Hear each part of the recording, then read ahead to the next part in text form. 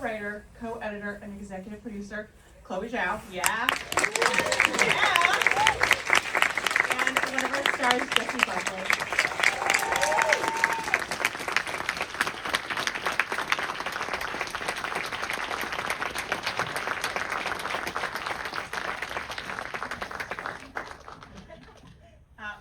I don't want to call anyone out here, but there's a really charming girl in the first row who's like crying so hard. You're making me cry. Oh my God. Oh. We're not looking at you. How's everyone doing? How are we feeling?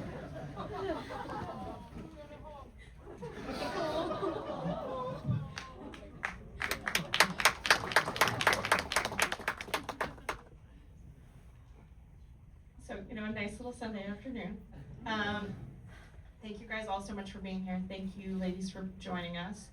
Chloé, can you tell us who brought this to you?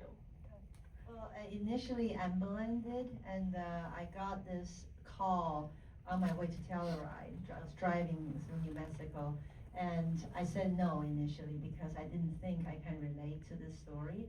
And then a couple hours later, I met Paul and Jessie for the first time, and the synchronicity was undeniable. And then once I read the book, I just knew that with them and also with Maggie co-writing with me, I could do this.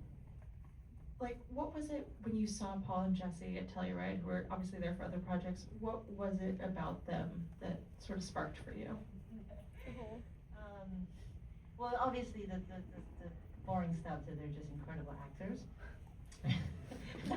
you all know that, but also, it requires a deep commitment and willing to sacrifice to be able to work in a way where you're not just having an idea and a vision of what the characters are going to be and show up and perform it, and that's safe. What I needed are actors who are willing to come to set not knowing what's going to happen and be as present as possible, and actually acting and seeing this work as sacred and painful sometimes as being a shaman.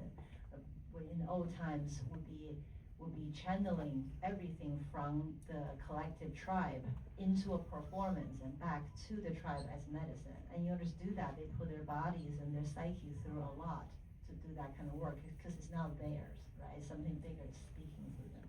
I need actors who have both the physical psychic strength, but also the humbleness and the open heart to do that kind of work. Also, they're both pretty hot, so. Jessie, what were your first conversations with Chloé like, even before you actually started talking about Hamnet? I know you guys bonded pretty quickly. Our first conversations, without even having read the book, were about death and motherhood and I guess something ancient. I feel like we're talking about doulas and just language that has been lost in some way. So they were our first kind of conversations, and then I realized that there was a book and it was called Hamnet, and Chloé's going to be directing it. She wanted me to do it, and then we just kind of started to get to know each other and open it up and see where our noses were kind of leading us. So when you started reading the book, what was it about her that you felt you could get into? Was there? Oh no, there definitely was. But it's not as I've always got to have when it feels like undeniable is when there's an absolute kind of guttural recognition to something totally unknowable about a person. And I have been kind of traveling towards this woman for a while in my work. I'm deeply curious about all of what woman is and the shadow parts that are yet trying to come through. And this is a woman who was so, we meet her at the beginning of the story as ostracized because in some way she's uncompromising about embodying the shadow bits that culture has begun to decipher off from themselves, and she's being projected with so much fear and shame as a forest witch because of that embodiment and that uncompromising relationship to life and death and something mysterious. The control has started to narrow people's minds in that moment, and I think it was that body, you know, it was that relationship to her own elemental nature and relationship to nature and the capacity to love with recognizing what, you know, the risk of love. And she knows that from the moment she's born, that there's a risk to love because she's lost her mother. She's lost and has this kind of ghost that kind of follows her around. And I have done Shakespeare. I know this giant of a man for in a certain way, but you know, the woman beside him, as often these genius giants are unspoken heroines. And of course he knew a woman like her, because otherwise he wouldn't have written the heroines that he has written in his play. And to be able to give a language that was totally hers, within her, beside this great man, yeah, sorry, it was so long. Chloe's like happy to have a break because Chloe's such a wonderful talker too. We were talking about this before, and I think everyone really loved that story. Obviously, you work with a hawk, not a kestrel, as he is in the book. Can you please tell us about working with a hawk co-star and how it might have been not exactly what you were expecting? Yeah. You know, she's like the woman of the woods and raw and has a hawk, and that's the first kind of image of that Will sees her as. And it was week 1 of filming, and I had done like a few weeks of working with this hawk, and we seemed to be kind of getting on, and it was like, you know, it was cute. We were cute together, and then we got to the woods. Well, firstly, there's 2 hawk wranglers. Like, there's 2 different kinds of hawks, and that was also strange because they were kind of jealous of each other. And, you know, is my hawk going to be used, or is your hawk going to be used? All actors. And anyway, I got to the scene, and it was the first week of shooting, and like the crew have dragged all their equipment into the forest, and they're waiting for this woman of the woods to speak and bring the hawk down from the sky. And I'd watch these hawk wranglers like have this language with the hawks, where they go like that, which is to kind of make the hawk think that there was food on their arm, and the hawk come down. And it worked brilliant for me for like a few weeks up until this moment. The hawk did not give a shit about me. He was like, you look like an Egypt. And he just sat on his perch for an hour, and I was sweating, like the 100 crews, they're waiting at me being like, is she right for this role? And then Paul comes striding in, he was like, I can do it.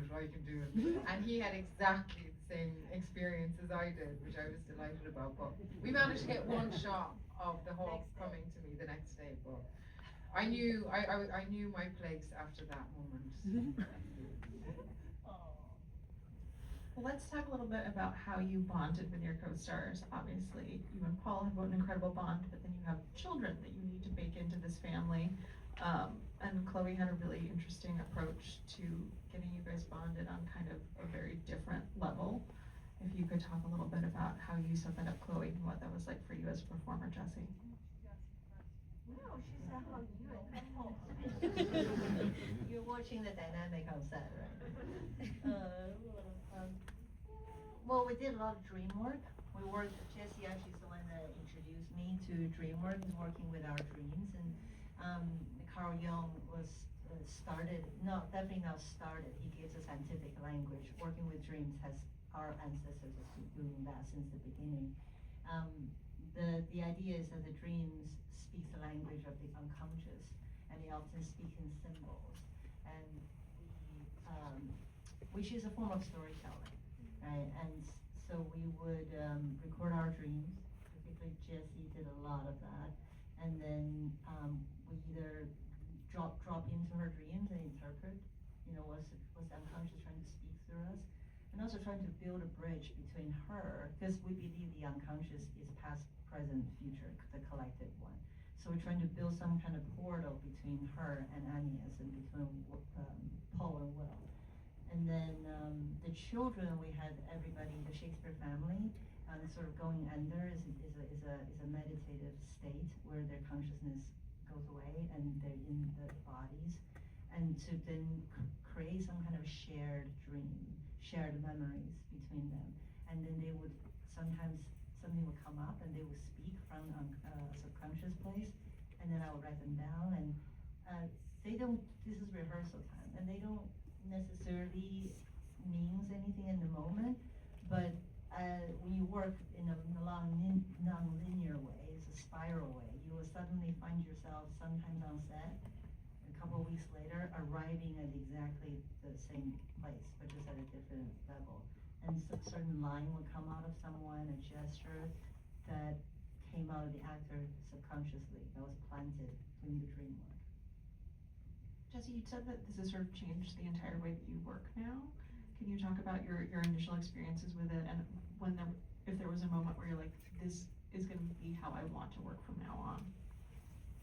I started doing it during COVID when I had nothing to do, and actually it was a great place to start from, because sometimes when they're like, I try to touch it very lightly, because if you put too much pressure on these things, it actually stops working and it gets bound. But I mean, the first instinct is you just start taking account of your dreams and write them down,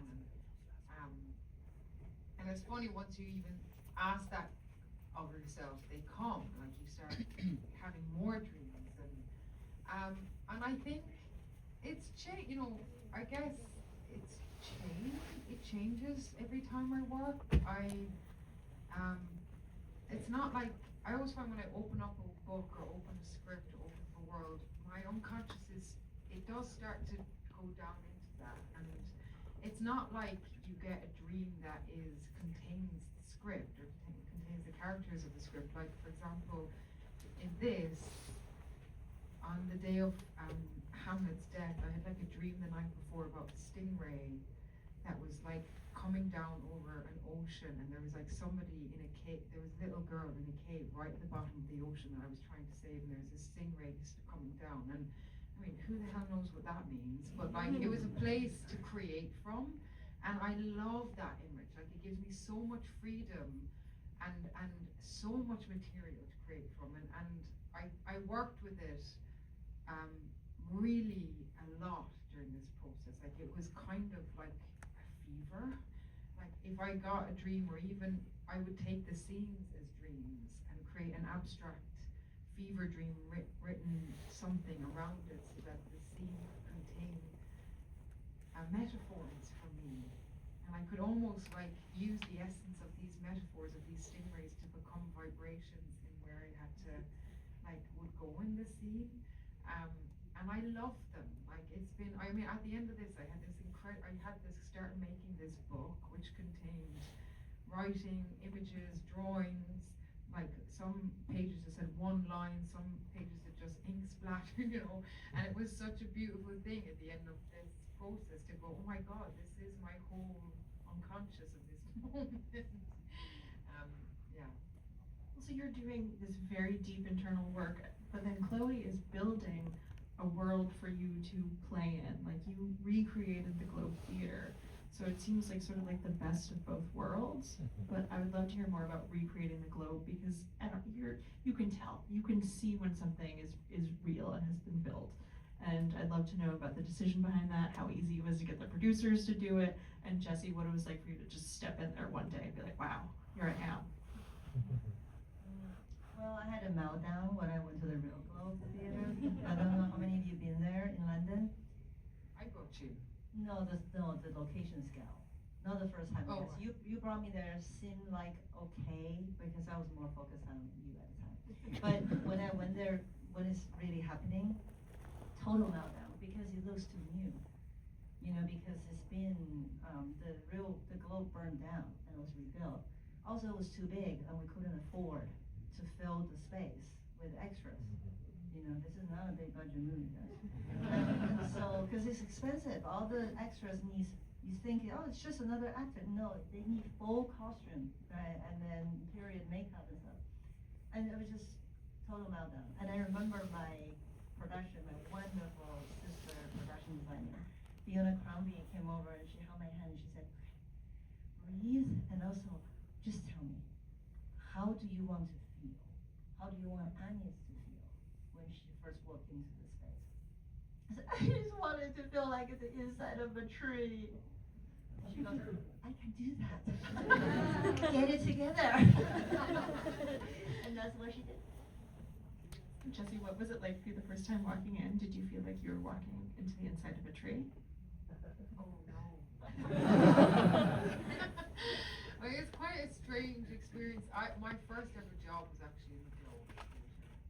And it was kind of such a strange experience because now I was coming into it as an audience member in that moment. And I'd gone on such a massive journey as Anya's up until this point, and to step into the Globe is a huge thing. I mean, even the fact that it's called the Globe, like and it really is, you know, you've got access to the sky and the earth, heaven and hell, and then you have community, then you have humanity, you have faces, you have people's hearts beating beside you, and here's a woman who has in some way had to callous her grief and pain because she can't find the thing that she's lost, and she's lost access to the one person she wants to see again, which is the first time in her life, you know. She's been able to navigate the loss of her mother with this touch, but it hasn't worked.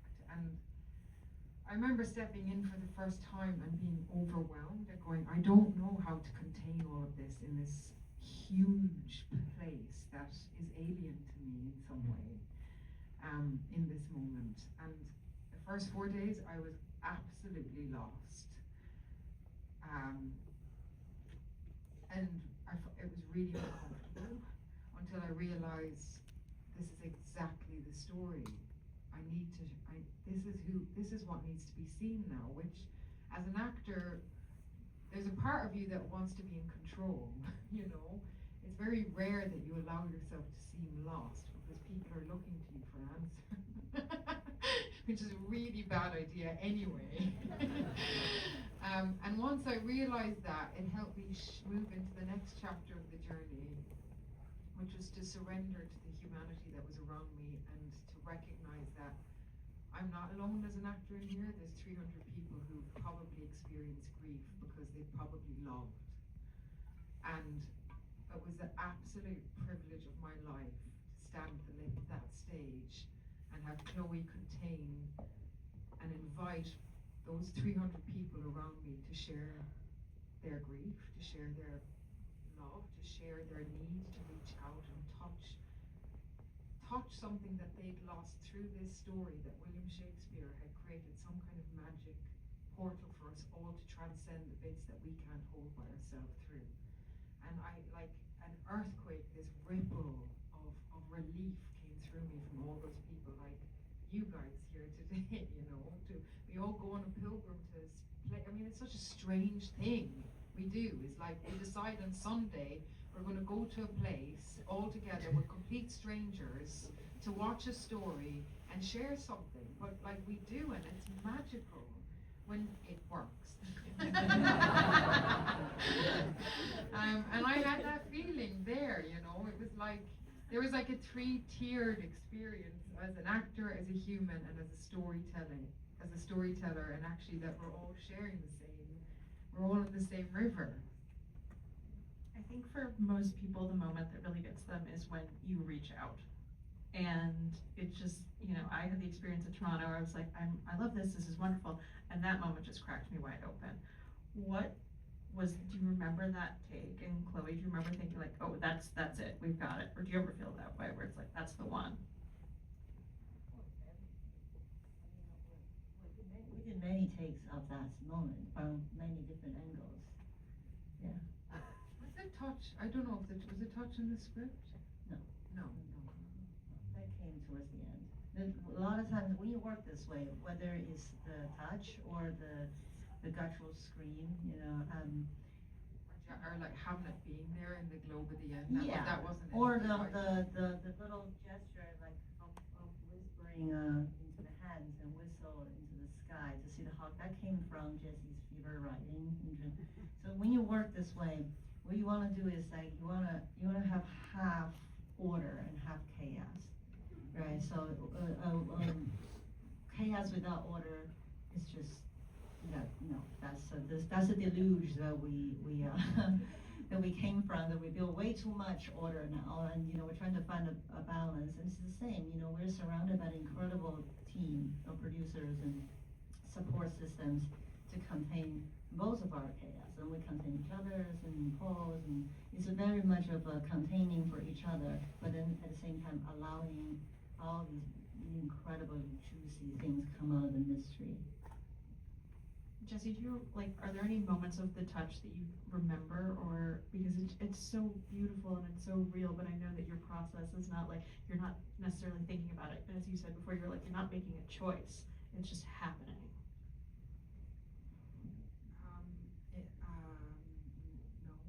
No.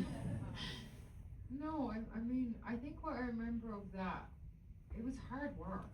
Like, it was really hard work, and there was moments where we were really fighting, to get what we needed.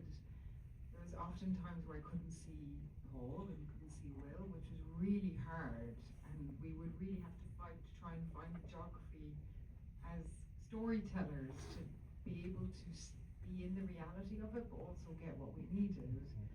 And I remember there was a moment, kind of, you're traveling through this bit, and at the back of her mind is my son, and it kind of, there's so much discovery in that.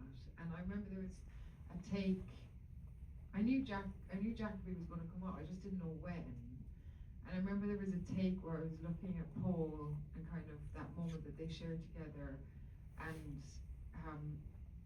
then you must have told Jacoby, okay, you cued him, and he said, okay, now go now. And I didn't know he was going to come in that take, and maybe it was the last day of us filming everything and just seeing him, and it was like, like shattering, like the relief, like his little face, and we had really bonded so much on this job. Like, we still are, I call him Walnut and he calls me Shell, because that's how we manage the death scene. It was like in between, like, anytime Stuart, you come over and say Walnut and I'll be your Shell, and you just sit into my lap and we'll be great. And yeah, seeing him in that moment after all these days was just like gorgeous.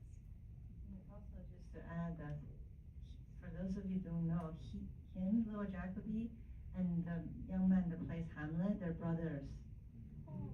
Noah Jupe and Jacoby Jupe. So Jacoby was in backstage crying because he's never seen his older brother, doing the death scene. So he's crying with Noah dying, and then when it's his turn to go out, and he's got his brother, the body lying between him and his mother. There's a lot going on there. I think that's all we have time for, but I think that's